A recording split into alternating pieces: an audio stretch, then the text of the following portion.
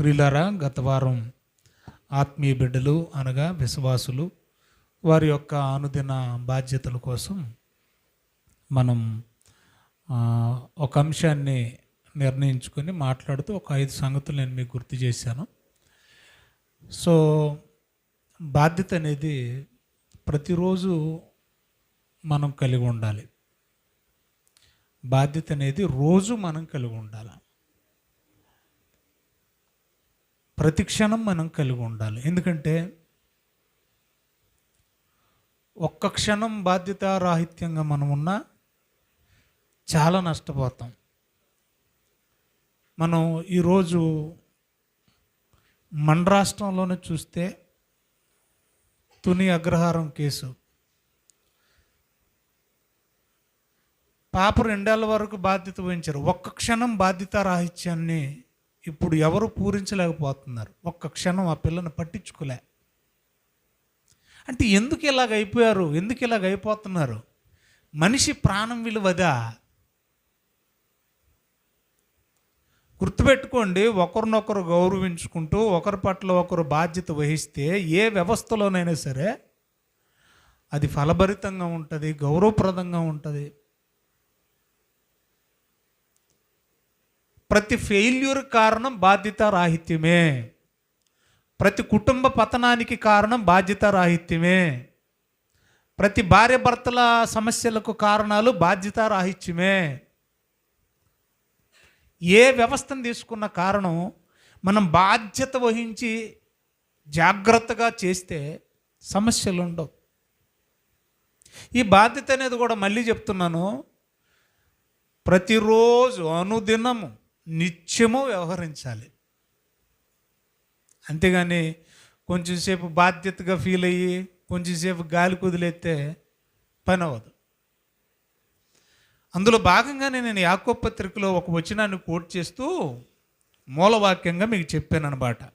4వ అధ్యాయం 17వ వచనంలో, కాబట్టి మేలైనది చేయనెరిగి అలాగూ చేయని వానికి పాపం కలుగును. దీనికి నేను పెట్టిన టైటిల్ బాధ్యతారాహిత్యం. అంటే నీకు తెలుసు ఇది మంచని, ఇది చెడని. మంచని తెలిసి కూడా చేయకపోతే, ఇది చెయ్యాలి అని తెలిసి కూడా చేయకపోతే ఏమంటాం? నిర్లక్ష్యం. దాన్ని ఏమని పెట్టాం మనం? బాధ్యతారాహిత్యం. దానికి మరొక పేరు నిర్లక్ష్యం. నిర్లక్ష్యం పాపం అన్నాడు అక్కడ. కాబట్టి మనకు బాధ్యత ఉంది సంఘమా. కుటుంబం పట్ల, మీకు కుటుంబాలు ఉంటే కుటుంబం పట్ల బాధ్యతలు ఉన్నాయి. ఏదైనా ఉద్యోగం చేస్తూ ఉంటే ఉద్యోగ స్థలంలో ఉద్యోగ సంబంధమైన బాధ్యతలు మీకున్నాయి. సంఘానికి, ఏ సంఘానికి మీరు సభ్యులైతే ఉన్నారో ఆ సంఘంలో కూడా మీకు బాధ్యతలు ఉన్నాయి. తల్లిదండ్రులుగా పిల్లల పట్ల బాధ్యతలు ఉన్నాయి, పిల్లలుగా తల్లిదండ్రుల పట్ల బాధ్యతలు ఉన్నాయి. మనం ఒక సమాజంలో బతుకుతున్నాం, అడవిలో బ్రతకట్లేదు. సమాజం పట్ల సామాజిక బాధ్యతలు మనకున్నాయి.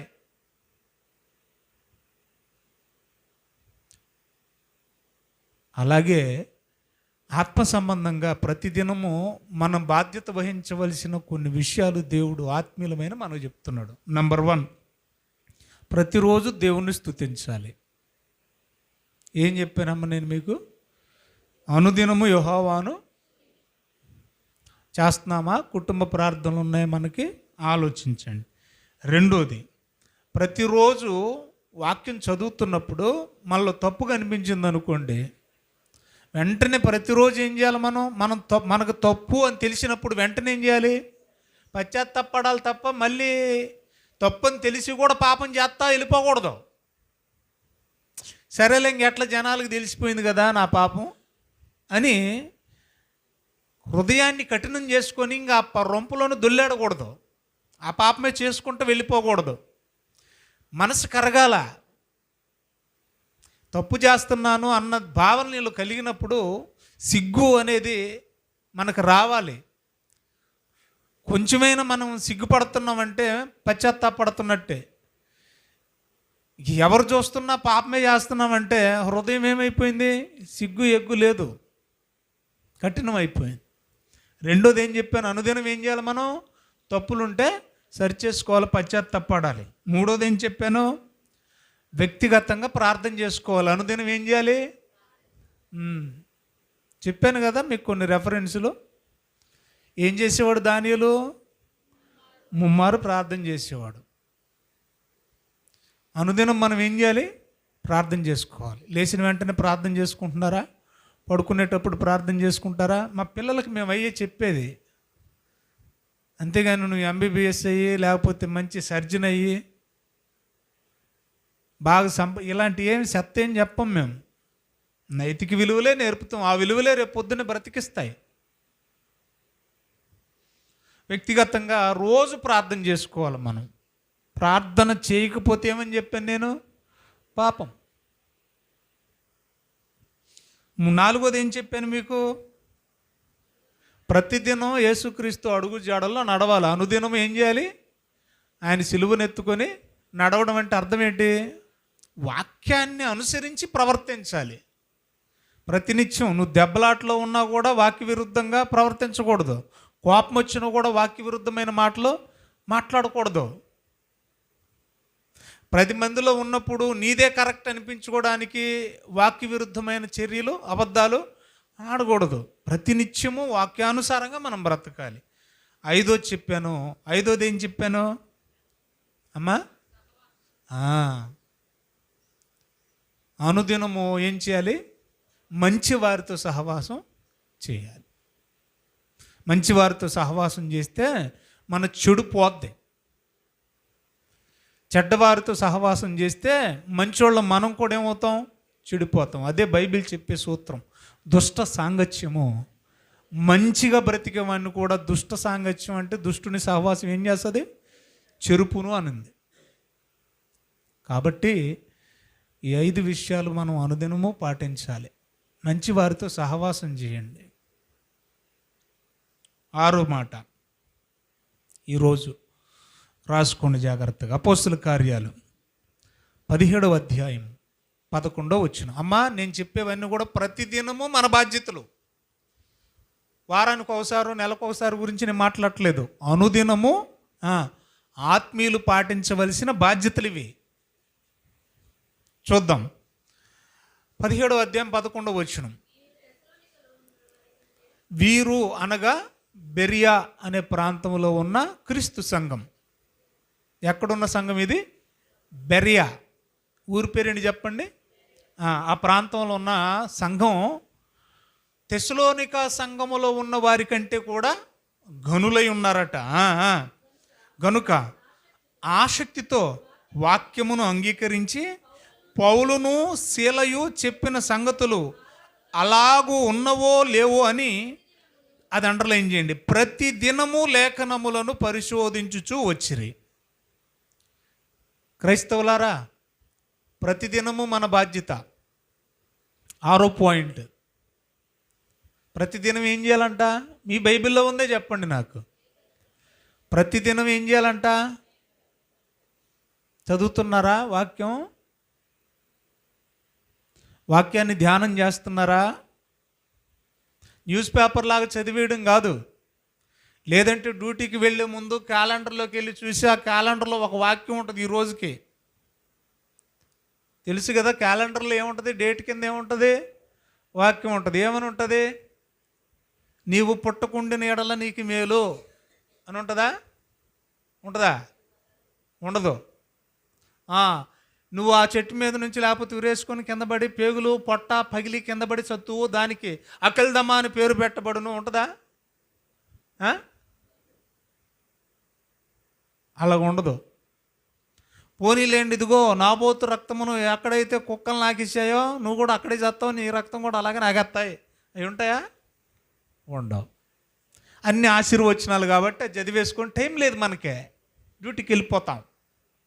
ఆ భక్తి వద్దు మనకి. కనీసం గంట అరగంట అన్న కేటాయించండి. వాక్యాన్ని ఏం చేయాలంట? పరిశీలన చేయాలి. రీసెర్చ్ ద స్క్రిప్చర్స్ అని ఉంటుంది చూడండి మీ ఇంగ్లీష్ బైబిల్లో. లేఖనాలను ఏం చేయాలంట? పరిశోధన చేయాలంట. ఎప్పుడు చేయాలి? ప్రతిరోజు అని ఉంది. ప్రతిరోజు మనం వాక్యాన్ని ధ్యానం చేస్తున్నామా? ఇది అనుదిన బాధ్యత అండి క్రైస్తవులుగా. నాకు చదువు రాదని మాత్రం అనొద్దు. ఫోన్లు వచ్చినాయి ఇప్పుడు.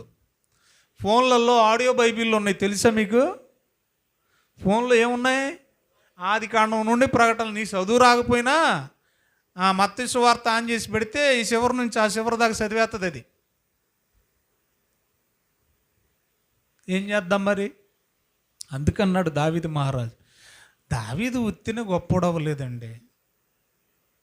కీర్తనలు రాస్తూ 1వ అధ్యాయము 2వ వచనం నుండి మనం చదువుతుంటే, యెహోవా ధర్మశాస్త్రమునందు ఆనందించుచు.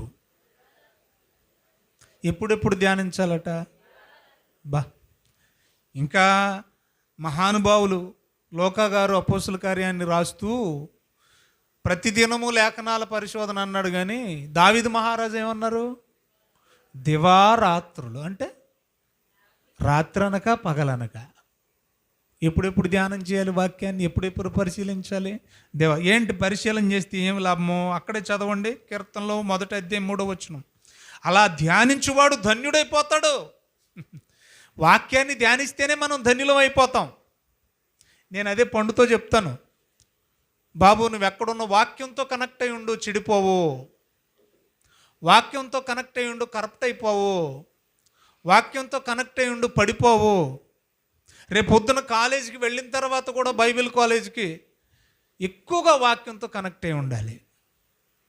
అప్పుడే మనం ధన్యులం అవుతాం. వెంటనే అన్నాడు 3వ వచనంలో, అతడు నిత్యము వాక్యాన్ని ధ్యానం చేసేవాడు ఎలాగుంటాడంటే, నీటి కాలువ పక్కన ఏరుతో ఒక మొక్కను నాటితే అది తగిన కాలమందు తన కాలమందు ఎలాగైతే ఫలమిస్తుందో, నీటి పక్కన నాటిన మొక్క ఫలించినట్లే వాక్యంతో కనెక్ట్ అయిన వాడు ఫలిస్తాడు. అందుకే వెంటనే అంటాడు, ఏమంటాడు? అతడు చేయునదంతయు సఫలం. నీటి కాలువ పక్కనున్న మొక్క ఫలమిస్తుంది, వాక్యం అనే నీటితో కనెక్ట్ అయిన వాడు సఫలుడవుతాడు. అది ఫలము, ఇది సఫలము. అందుకే నేను ప్రతిదినం ఏం చేయాలంట? అనుదినం ఏం చేయమన్నారు? లేఖనాలను పరిశోధించాలి. కీర్తనల గ్రంథం 119వ కీర్తన 100వ వచనం. లేఖనాలను పరిశోధన చేస్తే ఏమవుతుందంట? ధన్యులం అవుతామని చదువుకున్నాం. మంచి ఫలములు, సఫలులు అని ఉంది కదా, మంచి ఫలాలు ఫలిస్తాం. ఇంకా ఏమవుతామంట? లేఖనాలను పరిశోధిస్తే గనులం అవుతామంట. లేఖనాలు పరిశోధించే వాళ్ళు ఏమని చదువుకున్నాం మనం? వీరు తెస్సలోనిక ప్రజల కంటే గనులైపోతారు. మీరు లోకం ఆశ్చర్యపోద్ది మిమ్మల్ని చూసినప్పుడు, ఎక్కడిది పాండిత్యం అని. చూడండి ఏమనుందో 119వ కీర్తన. ఇంకా లేఖనాలని ప్రతినిత్యం ధ్యానం చేస్తే 100వ వచనం, 119వ కీర్తన 100వ వచనం. నీ ఉపదేశములను అనగా నీ వాక్యాన్ని నేను లక్ష్యము చేయుచున్నాను. చూసారా? అంటే రోజు వాక్యం పట్ల శ్రద్ధ కలిగి ఉన్నప్పుడు వృద్ధుల కంటే నాకు విశేషమైన జ్ఞానము. నిజంగా బాగా పండిపోయిన వాడు నిన్ను చూసి ఆశ్చర్యపోతాడు. అంటే లోక సంబంధంగా బాగా జ్ఞానం కలిగిన వాడు, వయసులో పెద్దవాడు, అనుభవం కలిగిన వాడు చిన్నపిల్లలమైన మనం మాట్లాడుతుంటే మనల్ని చూసి ఏం చేస్తాడు? ఆశ్చర్యపోతాడు. అరే వీడి వయసు ఏంటి, వీడికి జ్ఞానం ఏంటి అని. యేసు ప్రభువును కూడా అలాగే అనుకున్నారు. ఇదిగో యోసేపు, యోధ అను వారి సహోదరుడు కాడా? వీళ్ళందరూ కూడా మన ఊర్లో మనతో గోలికాయలు ఆడుకున్నోళ్ళే కదా, వడ్లవాని కుమారుడు కదా. అసలు ఇతనికి ఇంత పాండిత్యం ఎలాగొచ్చింది? ఇటు బడికి కూడా వెళ్ళలేదే, స్కూల్కి వెళ్ళలేదే, ఏ కాలేజీకి వెళ్ళలేదే, ఏ యూనివర్సిటీకి వెళ్ళలేదే. అది ఎలాగొస్తుందంట జ్ఞానం? ఇప్పుడు చదువుకున్నాం 119. నీ ఉపదేశములను నేను లక్ష్యం చేశాను అంటే అర్థం ఏంటి? వాక్యాన్ని మనం ఎప్పుడైతే నిత్యము ధ్యానం చేస్తామో జ్ఞానవంతులం అయిపోతాం. ఎవరికంటే జ్ఞానవంతులం అయిపోతామంట? బాగా అనుభవశాలుల కంటే కూడా వయసులో చిన్నోళ్ళమైనా మనకేం వస్తుంది?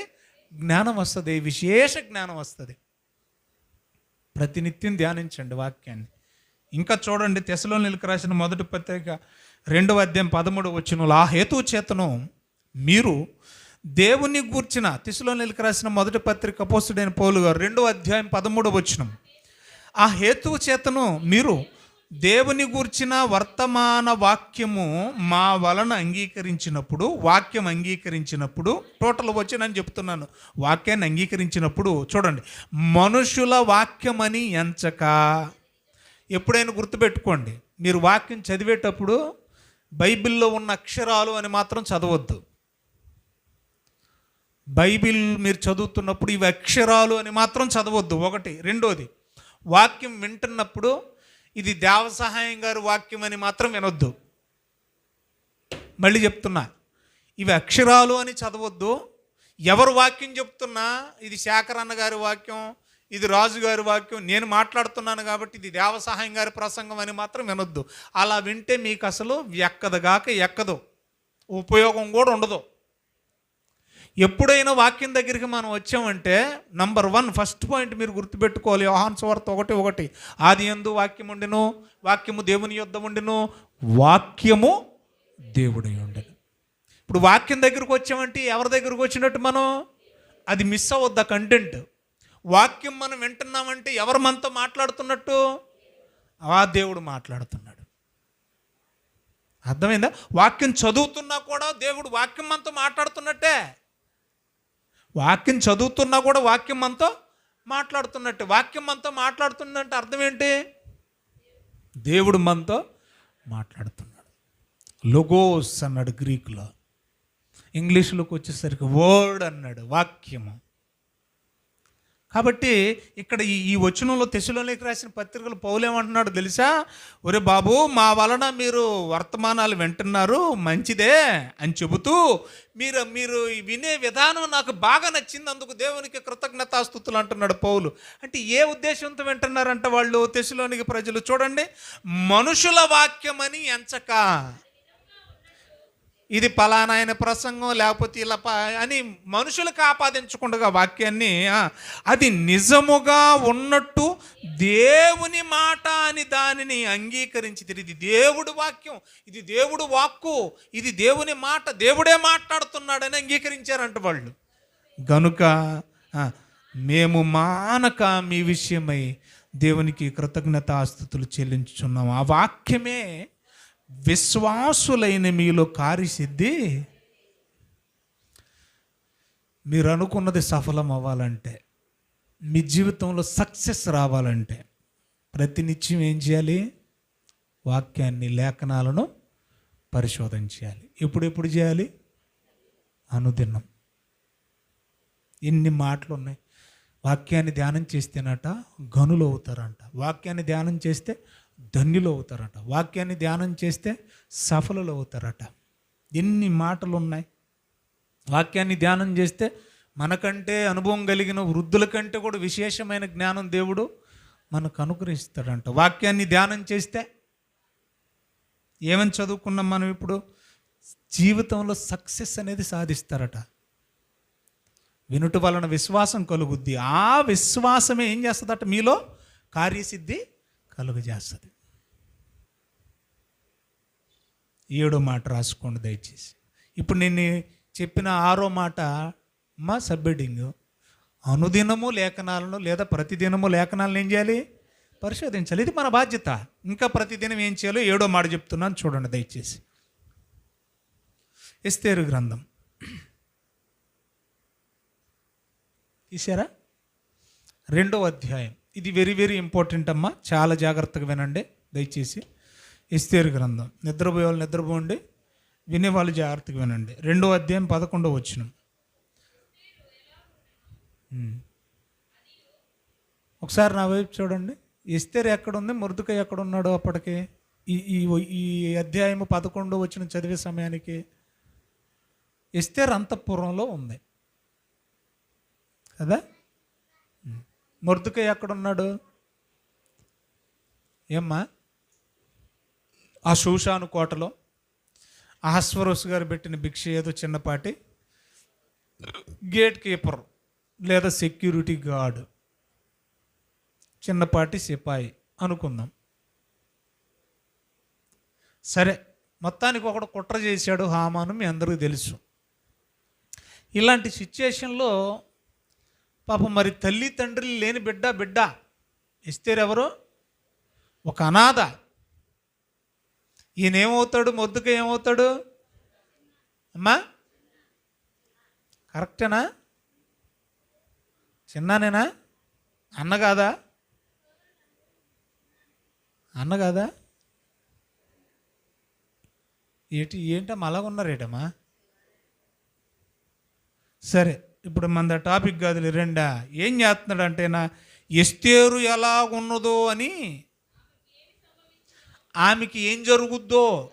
అయ్యో, కొత్తగా మరి పెళ్లి చేసేసాం, రాజుగారికి ఇచ్చేసాం, ఈ బిడ్డ చూడబోతే నా దగ్గర నా చాటుమాటును బ్రతికిన బిడ్డ, ఏదో కూలోడికి నాలోడికి ఇచ్చి చేస్తే అసలు భయపడాల్సిన పని లేదు. రాజు ఇప్పుడు రాణి అయి కూర్చుంది, అమ్మాయికి అనుభవం లేదు, ఏమవుద్దో ఏంటోనని ఏం చేస్తున్నాడంటే, ఏమి సంభవించునో అది తెలుసుకొనుటకై అంతఃపురము యొక్క ఆవరణము ఎదుట ప్రతిదినము మొర్దుకై. ఆ పదం చెప్పండి, చివరిది. ప్రతిదినము మొర్దుకై ఎక్కడ తిరుగుతున్నాడు? ఎస్తేరు గారి చుట్టూ ఉంది ఆయన మనసు. ప్రతిదినము ఆవిడ విషయమై ఏమవుద్దో ఏం జరుగుతుందోనని చూస్తుంది. ప్రతిదినమా? ఇదేంటిది? ఎన్నోది ఇది? సహోదరులు లేదా సోదరీమణుల పట్ల బాధ్యత. రాసేసుకోండి, ఏడోది.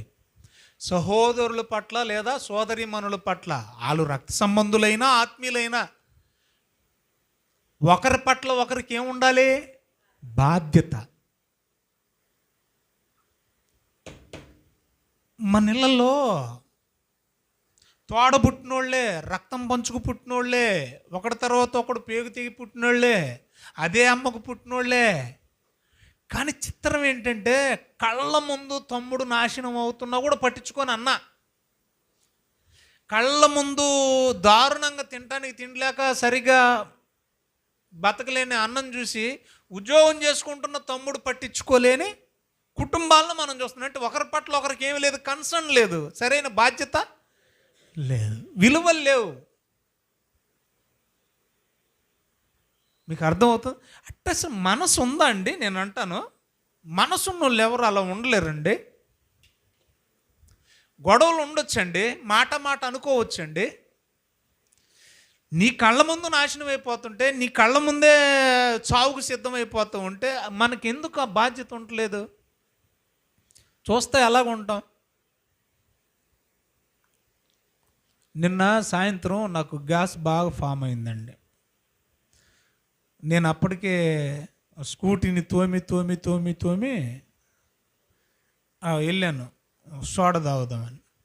సరిగ్గా ఎంఆర్ఎఫ్ టైరు ఉంటుందండి ఇక్కడ మన హై స్కూల్ జంక్షన్ దాటంగానే సర్వీస్ రోడ్లో ఉంటుందండి. రోడ్లో హైవేలో కారు ఆగిపోయింది. తీరా చూస్తే నన్ను ఆపాడు. ఏమండి అన్నాను. ఏమండి, కారు పంచర్ అయిపోయింది, ఆయన చేతిలో కర్ర ఉంది, మరి యాక్సిడెంట్ అయిందో రాడ్లు ఉన్నాయి ఏంటో నేను అవన్నీ చూడలేదు.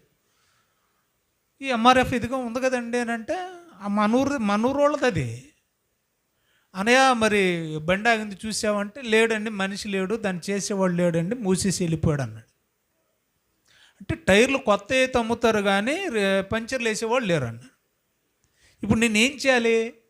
మయాన అయిపోయింది కారు, సేమ్ మన కారు లాంటిదే, తెల్ల కారు. నాకెందుకు ఆయన చూసిన తర్వాత జాలి అనిపించింది. పోనీ అండి స్టెఫినీ ఉందా అన్నాను. ఫ్యామిలీతో ఉన్నారు వాళ్ళు, ఒక 6 ఉన్నారు వాళ్ళు. ఉందండి అన్నాడు. తీరా స్టెఫినీ తీయటానికి వెనకాల డిక్కీ తీస్తే, ఓ బాబోయ్ కొండలాగా పేర్చున్నారు అంత సామాను. అవన్నీ తీసేసి వాళ్ళని పక్కన కొంచెం పక్కకు జరిపేసి, నేను ఎందుకు ఈ విషయం చెప్తున్నాను జాగ్రత్తగా వినండి. తీరా స్టెఫినీ తీస్తే దానికి గాలి లేదు, స్టెఫినీ టైర్కి గాలి లేదు. మళ్ళీ ఆ టైర్ పట్టుకెళ్ళి గాలి కొట్టితే గాలి నిలబడతలేదు, అలాగని పంచరా లేదు. ఏంటంటే పిన్ను పోయిందన్నాడు. బాల్ పిన్ ఉంటుంది కదా, ఎక్కడ కింద ఏమన్నా గ్యాస్ పెట్టారమ్మా, ఎక్కడ మాడోసన వస్తుంది, టీ మాడిపోతుంది, మీకు రాలేదా? సరే మాడినవ్వండి. ఎక్కడున్నాం మనం? వాల్ పిన్ పోయింది. సరే వేసే బాబు, వేసాడు. తీసుకొచ్చి టైర్ మార్చాను. ఇప్పుడు మరి పంచర్ పడ్డ టైర్కి మళ్ళీ పంచర్ వేయించుకోవాలి కదా. ఏమండి, ఎదర ఉంటుంది షాపు, ఆ షాప్ దగ్గరికి వెళ్ళి మార్చుకోండి, నేను అక్కడ వాల్ పిన్ కూడా వేయించుకొచ్చాను, డబ్బులు అక్కడ ఇవ్వండి అని స్టెఫినీ టైర్ తీశాను, పంచర్ వేయించుకొచ్చాను, అదే పిన్ మార్చుకొచ్చాను, మొత్తానికి టైర్ మార్చేసాను.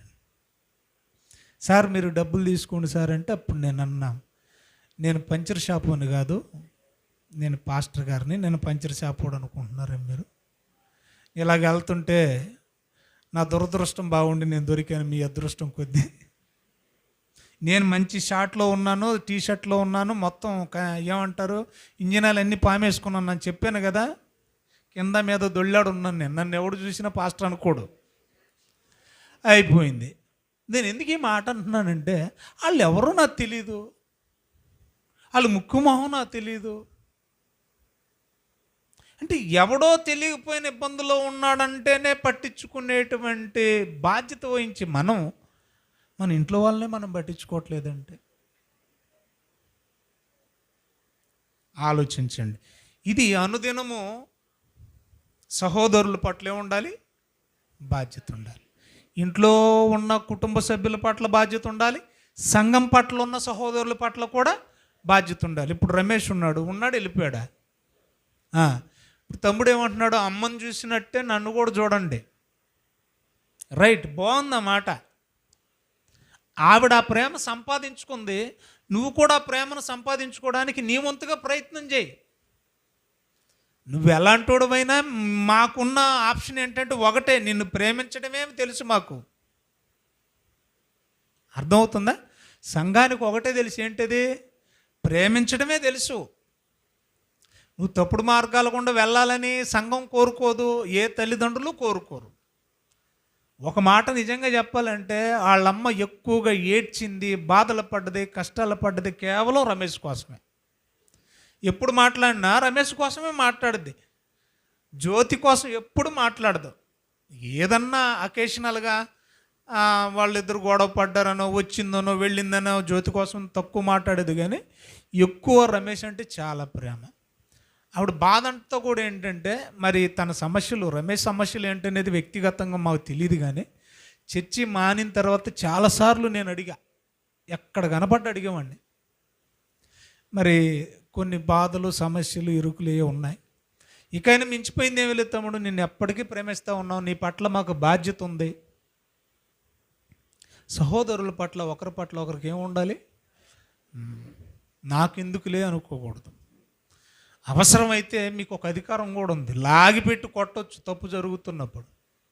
అలా కొట్టేది ఎవరో తెలిసే, బాధ్యత ఉన్నోడే కొడతాడు, బాధ్యత లేనోడైతే ఏం చేస్తాడు? మనకెందుకు వచ్చింది లేరా. ప్రేమ ఉన్నోడు, బాధ్యత ఉన్నోడే రిస్క్ తీసుకుంటాడు. అర్థమవుతుంది మీకు? చూడండి, బైబిల్లో ఒక సందర్భం 1-2-3 చెప్పేస్తాను. ఎస్తేరు పట్ల బాధ్యత ఉంది కాబట్టే ఏం చేశాడు మొర్దెకై? ప్రతి దినము చూస్తున్నాడు. మనం కూడా ఆలోచించాలి, మళ్ళీ ఒకసారి పునరావృతం చేసుకోవాలి. కొత్త కొత్త ప్రాంతాలే కాకుండా గతంలో మనం సువార్త చెప్పాం చూసారా, సువార్త చేసాం చూసారా, ఆ ప్రాంతాలకు మళ్ళీ మళ్ళీ వెళ్ళాలి. మనం కలిసిన సోదరులు ఎలాగున్నారో, మనం సువార్త లేదా విత్తనాలు జల్లిన ఆ ప్రాంతం ఎలాగుంది, ఏమైనా ఫలించిందా లేదా, అదే సహోదరుల పట్ల బాధ్యత అంటే. అంతేగాని ఆ ఊరు చేసాము ఇంక చేయకూడదంటే గాలికి వదిలేసామా? ఇది వదిలేసేయడమేనాక మళ్ళీ మళ్ళీ వెళ్ళాలా. దీన్నే ఫీడ్బ్యాక్ అంటారు ఇంగ్లీష్లో. ఒక గ్రామం ప్రకటించి ఎప్పుడు 8 ఏళ్ళు అయింది, మీరు మనం ఇంకా కొత్త అంటా తిరుగుతూ ఉంటే, మరి ఆ 8 ఏళ్ల క్రితం మనం దర్శించాం, సువార్త ప్రకటించాం, విత్తనాలు జల్లాం, వాక్య విత్తనాలు, మరి అది ఎలాగుందో కూడా ఏం చేయాలి? మనం మళ్ళీ ఒకసారి వెళ్ళాలా, దర్శించాలి. అదే సహోదరుల పట్ల బాధ్యత అంటే. అక్కడ ప్రకటించాములేండి, వాళ్ళు ఏమైపోతే మనకెందుకు అన్నట్టు ఉండకూడదు. పౌలు కూడా అదే చేశాడు సువార్తల్లో. ఏమండి, పదే దర్శించేవాడు. ఆ వచనాన్ని కూడా చూపిస్తా, కంగారు పడకండి. ఇక్కడ తన సహోదరి పట్ల బాధ్యత వహించిన మొర్దెకై. ఏమవుతుందో అని ప్రతిదినం తిరిగేవాడట. చూడండి దయచేసి ఆదికాండం 37వ అధ్యాయం 14వ వచనంలో కూడా యాకోబు యోసేపుతో చెబుతున్నాడు.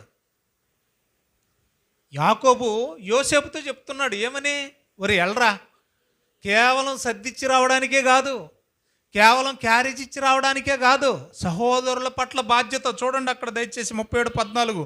అప్పుడు అతడు నీవు వెళ్ళి యోసేపుతో చెప్తున్నాడు యాకోబు, సహోదరుల క్షేమమును మందక్షేమమును తెలుసుకొని నా దగ్గరికి వర్తమానం తీసిరా. చాలు. క్షేమాన్ని తెలుసుకుంటున్నారా? మీ సహోదరులు ఎలాగున్నారో వారి యోగక్షేమాలు తెలుసుకుంటున్నారా? అది బాధ్యత. ఎక్కడెక్కడో ఉండొచ్చు ఉద్యోగాల నిమిత్తం, కానీ ఎప్పుడైనా ఫోన్ చేసి అమ్మ బాగున్నారా, తమ్ముడు బాగున్నారా అడుగుతున్నావా? యోగక్షేమాలు తెలుసుకోవాలి. ఇంకా అపోస్తుల కార్యాలు, అక్కడ చివరికి వెళ్దాంలేండి. సమూయేలు మొదటి గ్రంథం 17వ అధ్యాయం 18వ వచనం. సమూయేలు మొదటి గ్రంథం. యెషయా గారు ఇప్పుడు దావీదుతో చెప్తున్నాడు. ఇక్కడ కూడా దావీదుతో నువ్వు వెళ్ళు, సౌలు రాజు దగ్గర, సౌలు రాజు సైన్యంలో ఉన్న నీ సోదరులకి ముద్దాడబడేసి వచ్చి అని అనలా. అర్థమైందా? ఏమంటున్నాడో చూడండి. మరియు ఈ 10 జున్నుగడ్డలు తీసుకొని పోయి వారి సహస్రాధిపతికి ఇమ్ము. నీ సహోదరులు క్షేమముగా ఉన్నారో లేదో. చూసారా? కేవలం భోజనం తీసుకెళ్ళి అక్కడ పడేసి రారనలా. వారి యోగక్షేమాలు బాధ్యత అంటారు దీన్నే. వారి యొద్ద నుండి నాకు ఆనవాళ్ళు కూడా తీసుకురమ్మంటున్నాడు. వాళ్ళు బాగున్నట్టు నాకేం తీసుకురావాలి? ఆనవాళ్ళంటే ఏం ఆనవాళ్ళు తీసుకురావాలి? ఏదో డాక్టర్ సర్టిఫికేట్ లాగా ఉంది ఇది. ఇంకా మరి అప్పట్లో ఏదో ఒక సర్టిఫికేట్ తీసుకురావాలి. మరి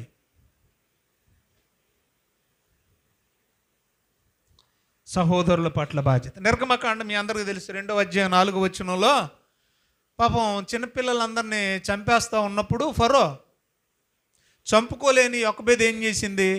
జంపెట్లు పెట్టేసింది, కీలు పూసేసింది, నైల్ నదిలో పడేసింది. ఓకే, అయ్యో వీడు వెనకాతలు నేను పోతే నన్ను చంపేస్తారు, ఎందుకు వచ్చిన గొడవ అనుకోలేదు మిరియాము. సహోదరుని పట్ల ఏం చేసింది? సాహసమే చేసిందండి, బాధ్యత అండి. అసలు ఆ పెట్టి ఎటుపోతుందోనని వెనకాల వెళ్ళిపోయిందంట. ఎంత బాధ్యతో తెలుసా? మరలా తిరిగి ఎవరైతే బానిసలుగా చూస్తున్నారో ఆ ఇంట్లో రాజరికపు వ్యవస్థకు అప్పగించింది. ఎవరో? మిరియామే. బాధ్యత. చివరిగా చూడండి సహోదరుల పట్ల బాధ్యత. పౌలు బర్నబాలు ఏం చేశారో చూద్దాం. అపోస్తుల కార్యాలు 15వ అధ్యాయం 36వ వచనం. 15:36 అపోస్తుల కార్యాలు. కొన్ని దినములైన తరువాత ఏ ఏ పట్టణాల్లో, ఏ ఏ పల్లెల్లోనైతే సువార్త ఇల్లు ప్రకటించారో, అమ్మ వింటున్నారా? పౌలు బర్నబాలు ఇంతకుముందు ఏ ఏ పట్టణాల్లో అయితే సువార్త, ఏ ప్రాంతాల్లో సువార్త ప్రకటించారో మళ్ళీ ఆ ప్రాంతాలకు వెళ్ళి మళ్ళీ ఆ ప్రాంతాలకు వెళ్ళి చూడండి, ఆ పట్టణాలలో ఉన్న సహోదరుల యొద్దకు తిరిగి వెళ్ళి వారు ఎలా ఉన్నారో మనము చూతము అని వాళ్ళిద్దరు డిస్కస్ చేసుకుంటున్నారు.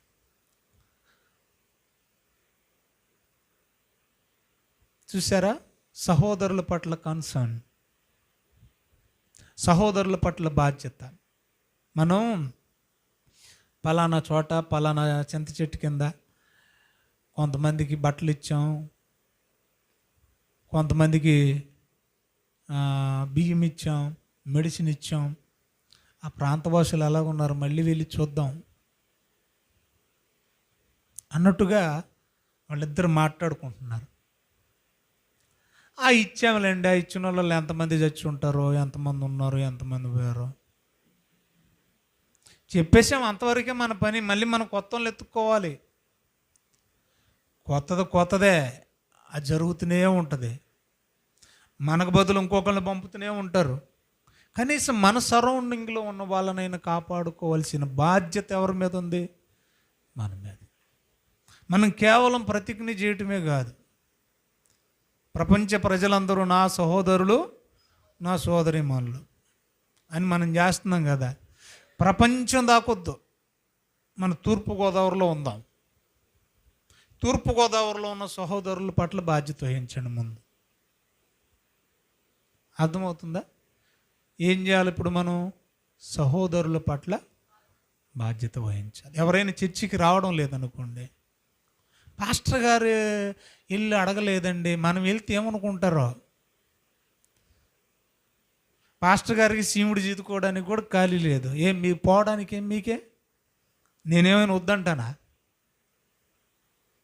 ఏమ్మా, నాకు ఒక ఫోన్ కాల్ చేసేవాళ్ళు పిల్లలు, అన్న ఇట్లా రమేష్ దగ్గరికి వెళ్తున్నాం. నేను ఆల్రెడీ 4-5 సార్లు అడిగాను రా బాబు, మరి మేము వెళ్ళాలి కదా. నేను మంచి మాట, వెళ్ళండి. అలా ఎవరొకరు రిస్క్ తీసుకోవాలండి. మీకు బాధ్యత ఉంది. ఎవరైనా చర్చి మానేస్తే వాళ్ళని తీసుకొచ్చే బాధ్యత కేవలం సేవకుడి మీదే లేదు, మీ అందరి మీద ఉంది. అక్కడక్కడ ఏదైనా సమస్య ఉంటే ఆ సమస్యను ఏమంటారు దాన్ని పరిష్కరించే బాధ్యత కూడా మీ మీదే ఉంటుంది. అది ఒక్కళ్ళది కాదు, ఎవరో ఒకరు పట్టించుకోవాలి, బాధ్యత వహించాలి. అయ్యగారు రాలేదని అలగకూడదు. అయ్యగారు ఏ పరిస్థితిలో ఉన్నాడో కూడా మీరు అర్థం చేసుకోవాలి. అయ్యగారు వచ్చి ప్రార్థన చేస్తేనే పరలోకం వెళ్ళరు. అర్థమవుతుంది మీకు? అలాంటి ఆజ్ఞలు ఇవ్వబడలేదు ఇంకా బైబిల్లో. ఆత్మీయులు ఎవరు ప్రార్థన అయినా చేయొచ్చు, అయ్యగారే బాప్తిసం ఇవ్వాల్సిన అవసరం ఏమీ లేదు. తెలుసా మీకు ఈ సంగతులు? ఫిలిప్పు నపుంసకుడు బాప్తిసం ఇచ్చాడా లేదా? మాట్లాడరేట మళ్ళా ఉంటారు మీరు. ఫిలిప్ ఏమన్నా పాస్టరా? ఎక్కడైనా సంఘం ఉందా ఆయనకి? ఆత్మీయ సహోదరుడేనా? కాబట్టి కొన్ని తెలుసుకోవాలా, అలగకూడదు ప్రతిదానికి. వెళ్ళేవాళ్ళు బాధ్యత వహించాలి, అర్థం చేసుకోవాలి. ఎవరి దగ్గరికి అయితే వెళుతున్నారో అక్కడ ఉన్నోళ్ళు కూడా వీళ్ళు వచ్చారేంటి, ఆయన రాలేదేంటి అనుకోకూడదు. అబ్బా, నాకు ఇప్పుడు ఎట్లయితే రమేష్ సాక్ష్యం చెప్పి నాకంటూ ఒక సంఘం ఉంది, ఈ సహవాసం ఉంది, ఈ ఫెలోషిప్ ఉంది, నన్ను ఆదరించడానికి బలపరచడానికి అని ఫీల్ అవ్వాలి.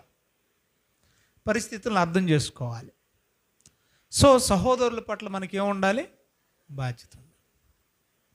బాధ్యత లేదనుకున్నాడు కొడుకైనా, కూతురైనా, అల్లుడైనా, బామర్దైనా, ఇయ్యంకుడైనా, ఇయ్యపురాలైనా, ఎవడు ఎట్టబోతే నాకెందుకులే అనేది కనుక నీళ్ళు వచ్చిందనుకో, అసలు నువ్వు బతుకున్నా చచ్చినట్టే.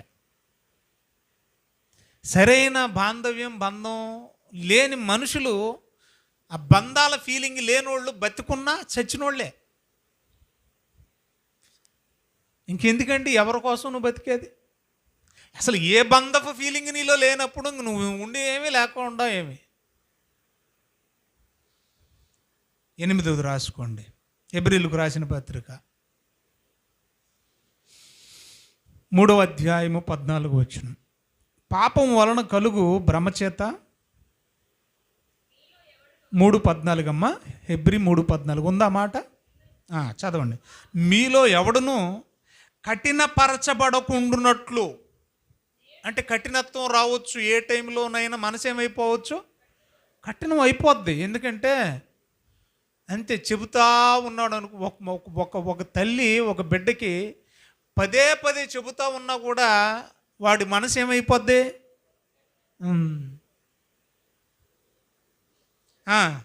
నేడు అనబడు సమయం ఉండగానే, ఆ తర్వాత పదాన్ని చూడండి, ప్రతి దినము. ఇలాంటి ఫ్రెండ్స్ మీకున్నారా? ఇలాంటి భార్య మీకుందా? ఇలాంటి భర్త మీకుందా? ఉన్నాడా? ఇలాంటి తల్లిదండ్రులు మీకున్నారా? ఇలాంటి పిల్లలు మీకున్నారు? ఇలాంటి అనే పదం నేను కంటిన్యూస్గా వాడాను. ఎందుకు తెలుసా? ఆ మనిషి ఆడ మనిషి అయినా ఈ వెధవ తప్పు చేస్తే ఏం చేయాలి? బుద్ధి చెప్పాలా. నువ్వు మొగుడువైనా, తాలిగట్టినోడువైనా, నెల జీతం తెచ్చేవాడువైనా, నువ్వు చేసేది మంచి పని కానప్పుడు భార్య ఏం చేయాలి? బుద్ధి చెప్పాలి. ఎప్పుడు చెప్పాలా? ప్రతిరోజు తప్పు చేస్తే ప్రతిరోజు చెప్పాలా. అర్థమవుతుందా? భార్య ఎక్కువ కట్నం తెచ్చేసిందని ఆవిడ ఏదన్నా పొరపాటు చేసేస్తూ ఉంటే వీడు చూస్తూ ఉండకూడదు. మరి ఏం చేయాలి? కట్నం కోసం కాంప్రమైజ్ అయిపోతావా? అందం కోసం కాంప్రమైజ్ అయిపోతావా? తప్పు జరుగుతున్నప్పుడు నిజంగా నువ్వు ఆత్మీయుడు అయితే నీకు బాధ్యత ఉంటే ఏం చేయాలి? భార్య పట్ల తప్పు జరిగితే బుద్ధి చెప్పాలి, ఇది కరెక్ట్ కాదని చెప్పాలి. దానికి కొన్ని కొన్ని పద్ధతులు ఉన్నాయి, దానికి కొన్ని కొన్ని విధానాలు ఉన్నాయి. బుద్ధి చెప్పడంలో కూడా ఏముంటాయి? కొన్ని కొన్ని పద్ధతులు ఉన్నాయి. సున్నితంగా చెప్పు, ముందు వింటలేదా? ఆ తర్వాత ఘాటుగా చెప్పు, వింటలేదా? నలుగురిలో చెప్పు. అర్థమైందా నా భాష? బైబిల్ సూత్రమే ఇది. ఇంక వింటలేదా అన్నినిగా భావించు, అంతేగాని నరికేసి మొక్కలు ఫ్రిడ్జ్లో పెట్టేకు. మొన్ననే ఒకడు అదేదో ఫేస్బుక్లో ఒక చిన్న రీల్ చేశాడు. ఒక అమ్మాయి వచ్చి, హలో హాయ్, నేను అనుకున్న అబ్బాయిని పెళ్లి చేసుకున్నాను, వాట్ నెక్స్ట్ అంటుంది. మీకు అర్థమైందా? ఒక అమ్మాయి వచ్చి ఇలా సెల్ఫీ తీసుకుంటా, నేను అనుకున్న అబ్బాయినే పెళ్లి చేసుకున్నాను, వాట్ నెక్స్ట్ అంది. అంటే ఇంకేంటి తర్వాత ఏంటని. అప్పుడు వెంటనే ఇంకొకడు ఏమంటున్నాడు తెలుసా? అక్క నీకు నమస్కారమే, నువ్వు ఏదైనా చేస్తే చేయి కానీ ఫ్రిడ్జ్లో మాత్రం ఎట్టకే. అంటే భయం. ఎందుకు భయపడుతున్నారు? ఇప్పుడు ఆడపిల్లలు భయపట్లా,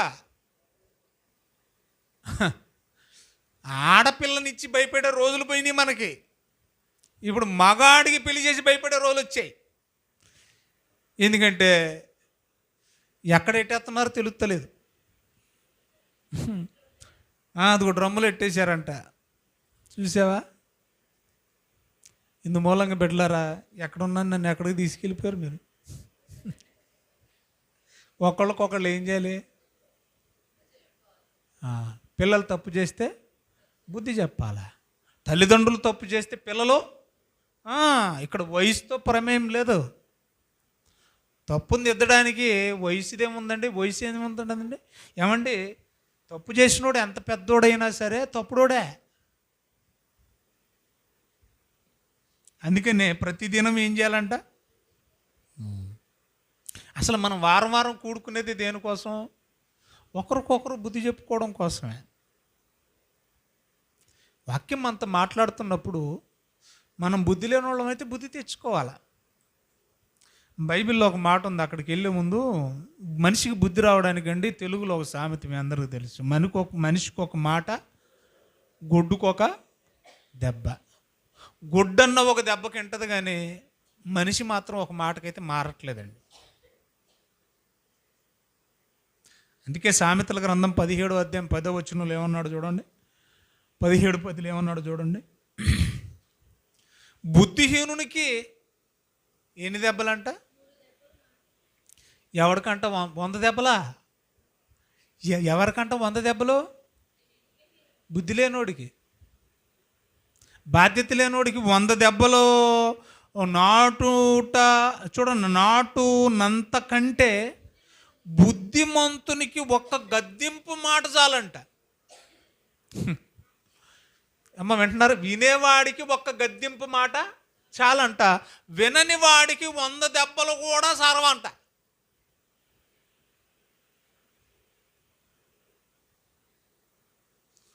కాబట్టి బుద్ధి రావడానికి 100 దెబ్బలు అక్కర్లేదు. ఈ వాక్య భావం ఏంటి? బుద్ధి నేర్చుకునేవాడు, లోబడేవాడైతే వాడికి ఒక్క గద్దింపు మాట చాలు, కొట్టక్కర్లేదు. బుద్ధి లేనివాడు కనుక్కోండి 100 కొట్టినా మారడంట వాడు. బైబిల్ చెప్తున్న మాట అండి అది.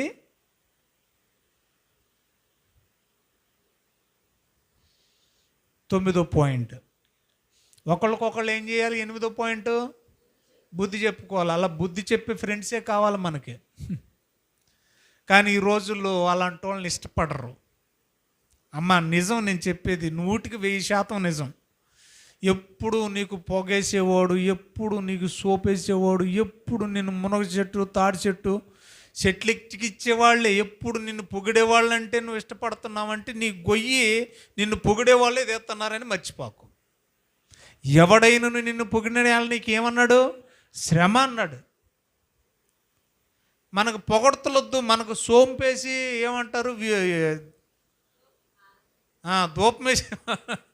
దూపమేసేవాళ్ళు వద్దు మనకే. మనకు బుద్ధి చెప్పేవాళ్ళే కావాలి. అలాంటి వాళ్ళు ఉంటే ఫ్రెండ్స్ చేసుకోండి. అలాంటి వాళ్ళని మనల్ని ఎప్పటికప్పుడు ఖండించే వాళ్ళని ఫ్రెండ్షిప్ చేసుకోండి, బాగుపడతాం మనం. ఎవరైనా ఉన్నారా మీకు అలాంటి ఫ్రెండ్స్? శ్రీను నేను ఎప్పుడు ట్రావెల్ చేస్తున్నా కూడా దైవ సాక్షి చెప్తున్నాను, జెన్యూన్గా ఉంటాం. నేను తమ్ముడితో కూడా అదే చెప్తాను, తమ్ముడు ఇది కరెక్ట్ కాదంటాను.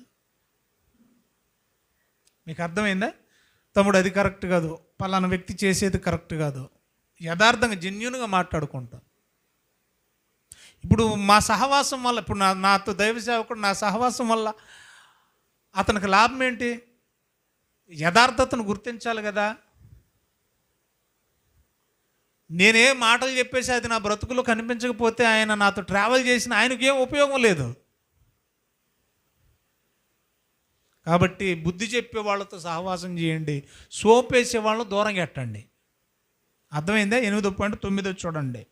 కీర్తనల గ్రంథం 96వ కీర్తన 2వ వచనం. ఇది వెరీ వెరీ ఇంపార్టెంట్. యెహోవా మీద పాడుడి, ఆయన నామాన్ని స్తుతించండి. అక్కడ భాగమ్మ సురేఖ చదువు మళ్ళీ ఒక్కసారి. అనుదినము అనుదినము అనుదినము ఆయన రక్షణ సువార్తను. సువార్త ఎప్పుడెప్పుడు ప్రకటించాలంట? ఏమ్మా జరుగుతుందా? నెలకొక్కసారికే తల్లకిందులయ్యి తపచేస్తాం మనం. తలకాయ కిందకి వెళ్ళిపోతే కాలు పైకి వస్తాయి అన్నమాట. ఇదొక రకమైన తపస్సు. నెలకొక్కసారికి అంత కష్టం ఎందుకు అయిపోతుందో నాకు అర్థం కావట్లే. అలాగని వచ్చే వాళ్ళందరూ ఏమైనా ఆరోగ్యవంతులా? ఎవరి సమస్యలు వాళ్ళకు ఉన్నాయి, ఎవరి అనారోగ్యాలు వాళ్ళకు ఉన్నాయి, ఎవరి ఆర్థిక ఇబ్బందులు వాళ్ళకు ఉన్నాయి, ఎవరి కుటుంబ సమస్యలు వాళ్ళకు ఉన్నాయండి. సమస్యల్లోని వాళ్ళు ఎవరు ప్రియులరా? కొంతమంది ఉన్నారు, వాళ్ళ పరిస్థితులు ఎలాగున్నా సరే బాధ్యతగా వస్తారు. నేను వాళ్ళ పేర్లు చెప్పడానికి నేను ఇష్టపడట్లా, అంటే మిగతా వాళ్ళు బాధపడతారని.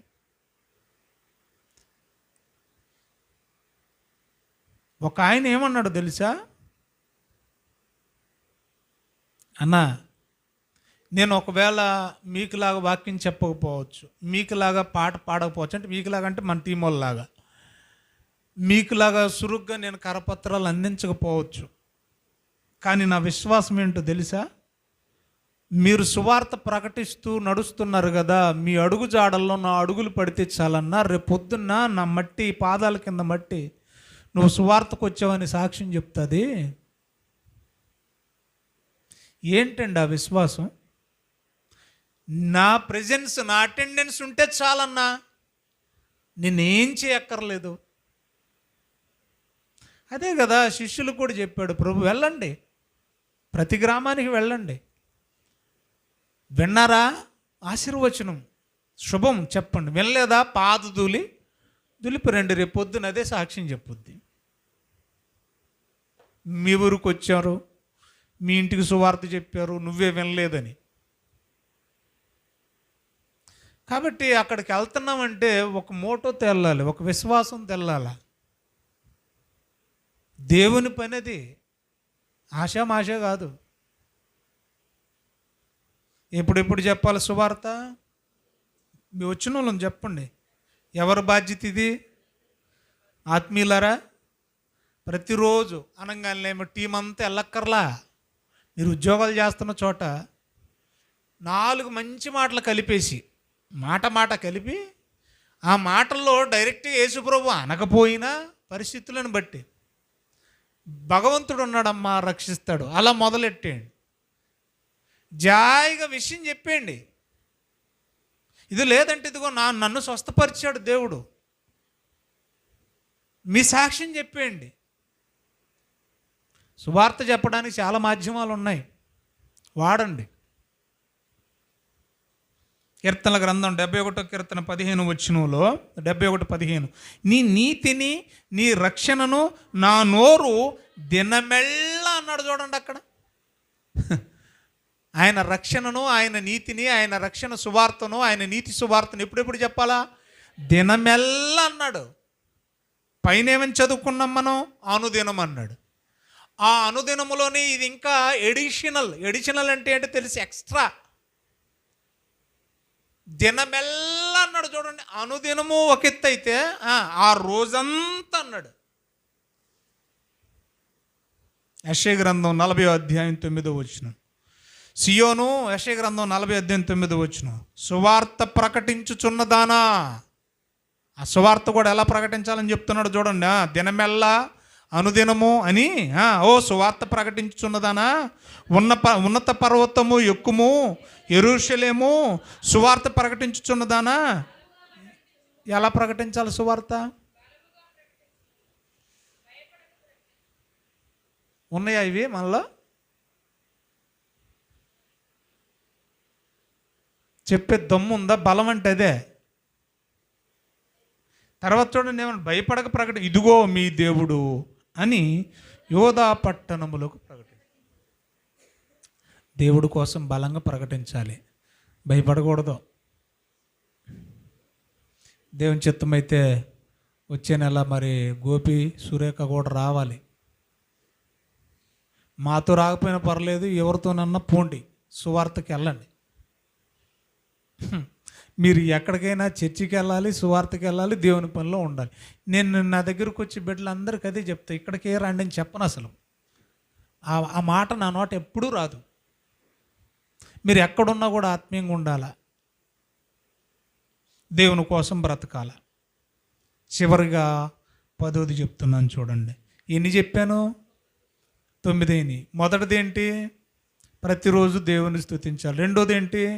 ప్రతిరోజు పశ్చాత్తాపడాలి తప్పు చేస్తే. అమ్మా చేసిన తప్పుకు ప్రతిదినము పశ్చాత్తాపడాలి. మూడోది ఏంటి? వ్యక్తిగతంగా ప్రార్థన చేసుకోవాలి. నాలుగోది ఏంటి? ప్రతిరోజు వాక్యాన్ని అనుసరించే బ్రతకాలి. ఐదోది ఏంటి? మంచి సహవాసం ప్రతిరోజు కలిగి ఉండాలి. ఆరోది ఏంటి? ప్రతిరోజు వాక్యాన్ని ధ్యానం చేయాలి, లేఖనాలు పరిశోధన చేయాలి. ఏడోది ఏంటి? సహోదరుల పట్ల, అది సంఘంలోనైనా, కుటుంబంలోనైనా, సమాజంలోనైనా, మీ డ్యూటీల్లోనైనా సహోదరుల పట్ల సరైన బాధ్యత మనం కలిగి ఉండాలి. ఎవడెట్టబోతే నాకెందుకులా, ఆ ఆలోచన మంచిది కాదు. తర్వాత ఏం చెప్పాను నేను మీకు? 8వది, మనకి బుద్ధి చెప్పే మంచి స్నేహితులను మనం సంపాదించుకోవాలి. బుద్ధి చెప్పినప్పుడు లోబడాలి. అలాంటి వాళ్ళే కావాలి మనకి. అమ్మా అనుదినము బుద్ధి చెప్పేవాళ్ళు కావాలి మనకి. ఎందుకంటే ప్రతిరోజు మనం తప్పు చేస్తాం కాబట్టి. 9వది ఏం చెప్పాను? అనుదినము సువార్త. అది ఏ రూపంలోనైనా, మీరు టీం అంతా రోజు వెళ్ళిపోతే ఇంక మేము బతకొద్దా, మా కుటుంబం బతకొద్దా అని అనకండి. అర్థమైందా? రోజు మీరు టీంతో వెళ్ళి అదే పని అని కాదు, మీరు ఎక్కడున్నా కూడా ఏదో ఒక రూపంలో సువార్త ప్రకటించే అవకాశం ఉంది. మీరు జర్నీ చేస్తున్నారనుకోండి, ఇప్పుడు ఆడవాళ్ళకి ఏమీ లేదు కదా అమ్మా, టికెట్ ఉందా? లేదు కదా. ఇంకా గుంపులో పడండి, ఆ గుంపులో ఏదో మాట కలపండి, 4 మాటలు చెప్పండి. అట్లా మీరు ప్రయాణం చేస్తున్నా, ఏదైనా కూర్చున్నా, ముచ్చటిస్తున్నప్పుడు ప్రభువుని గురించి ప్రకటించవలసిన బాధ్యత అనుదినం మీ మీద. చివరిది 10వది, దినవృత్తాంతాలు 2వ గ్రంథం ముగించేస్తున్నాను. 31వ అధ్యాయం 16 31-16. ఇవన్నీ అనుదినము మీరు చేయవలసిన బాధ్యతలు. ఏదో బైబిల్లో 10 ఆజ్ఞలే ఉన్నాయండి అని ఆగిపోకుండా, నేను చెప్పి 10 బాధ్యతలు కూడా మీరు ఆలోచించండి. ఇదియుగాక గోత్రములలో 3 సంవత్సరాలు మొదలుకొని అంతకు పై వయస్సు గలవారి, చూడమ్మా జాగ్రత్తగా, మగవారికందరికి వంతుల చొప్పున సేవ చేయుటకై ప్రతిదినము, చాలమ్మా, యెహోవా మందిరములో సేవ చేస్తున్నారంట. ఎప్పుడెప్పుడు చేస్తున్నారంట? చూడండి అక్కడ ఏముందో, ప్రతిదీ సేవ చేయుటకై. అలాగది కూడా వంతుల చొప్పున. ఇవన్నీ ఇలా చూడండి అమ్మా, అవన్నీ పండిపోయారు మనోళ్ళు, పండిపోయి మాసిపోయారు. నిజమండి. ఈ వంతుల చొప్పున సంఘ టైం టేబుళ్ళు, చార్ట్లు, స్కెచ్లు, డ్యూటీలు కూడా వేసి కదా, వేసేసి వదిలేసేసారు. దేవుని మందిరం సేవ ఎప్పుడు చేయాలంటే, మందిర సేవే అక్కడ ఉంది చూడండి మీ బైబిల్లో. ఏమండి మళ్ళీ మన మాట అండి ఓపెన్గా మాట్లాడుకుందాం. ఎవరైనా కుర్చీలేస్తే వచ్చి కూర్చున్నారా? ఎప్పుడైనా నువ్వంతటి నువ్వు వచ్చి నువ్వు కుర్చీలు వేసిన రోజు ఏదైనా ఉందా?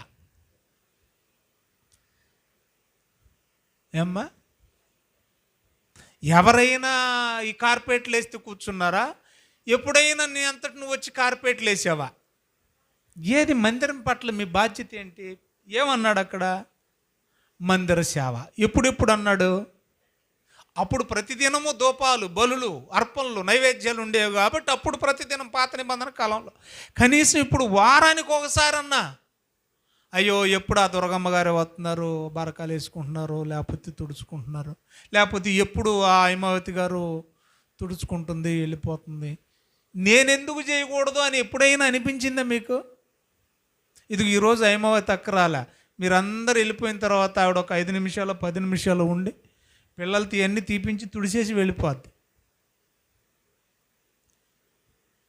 బాధ్యత అండి. మందిరము పట్ల ఏముండాలట? ఎప్పుడెప్పుడు అన్నాడు? మరి ఎందుకు? మీకు వచ్చిందే కదా, మీకు వచ్చిన పనే చేయమంటున్నాడు దేవుడు కూడా. దినవృత్తాంతాల మొదటి గ్రంథం 23వ అధ్యాయం 30వ వచనం తీసారా? 23:30 అమ్మ, మొదటి గ్రంథం అమ్మ, దినవృత్తాంతాలు. అనుదినము ఉదయ సాయంకాలముల యందు పాడండి. పండుగల్లోనూ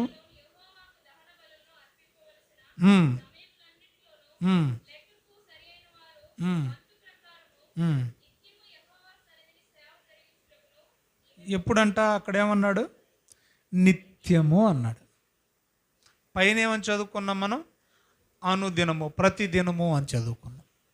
నిత్యము అక్కడ నుంచి చూడండి, యెహోవా సన్నిధిని సేవ జరిగించుటకు నియమింపబడిరి. నియమించిన వాళ్ళు చేతులు ఎత్తేసారు మన సంఘంలో. మన సంఘ దురదృష్టం ఏంటంటే వీళ్ళు అర్హులని నియమింపబడిన వాళ్ళు ఏం చేశారు? మాకొద్దు బాబాయ్ అని చేతులు ఎత్తారు. పోనీ అలాగన్నా సరే, పేర్లు వద్దులే, బాధ్యత వహించి ఎవరైనా ముందుకొచ్చి చేస్తారా అని అంటే అందరం గెస్టులాగే వస్తున్నాం. మరి పరిచర్య ఎవరు చేస్తారు? అందరం అఫీషియల్స్ లాగా వచ్చి కూర్చొని వెళ్ళిపోతే దేవుని మందిర సేవ ఎవరు చేస్తారు? మీకు తెలుసా అండి, ఒక విడో చిన్నప్పుడు చచ్చిపోయాడు భర్త. దాదాపు 84 సంవత్సరాల వయసు వచ్చేంత వరకు కూడా మందిర సేవ చేసింది. ధన్యురాలు. తెలుసా మీకు? ఆవిడ పేరు తెలుసా మీకు? అన్న.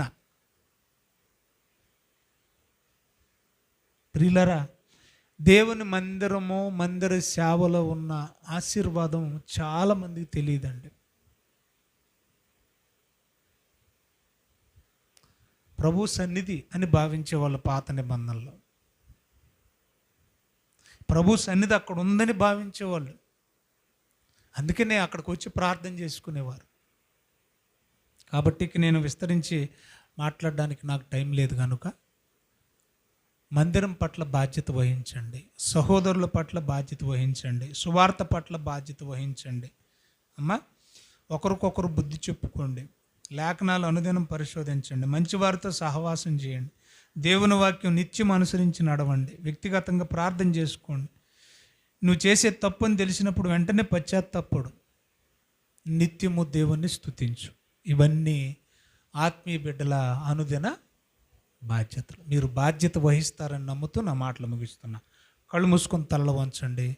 వాక్య ఫలింపు కోసం ఎవరైనా ఒకళ్ళు స్పందించి వాక్యము మన హృదయాల్లో ఫలించినట్లుగా క్లుప్తంగా ప్రార్థించండి. తదుపరి ప్రభు బలలోకి వెళ్ళొచ్చు.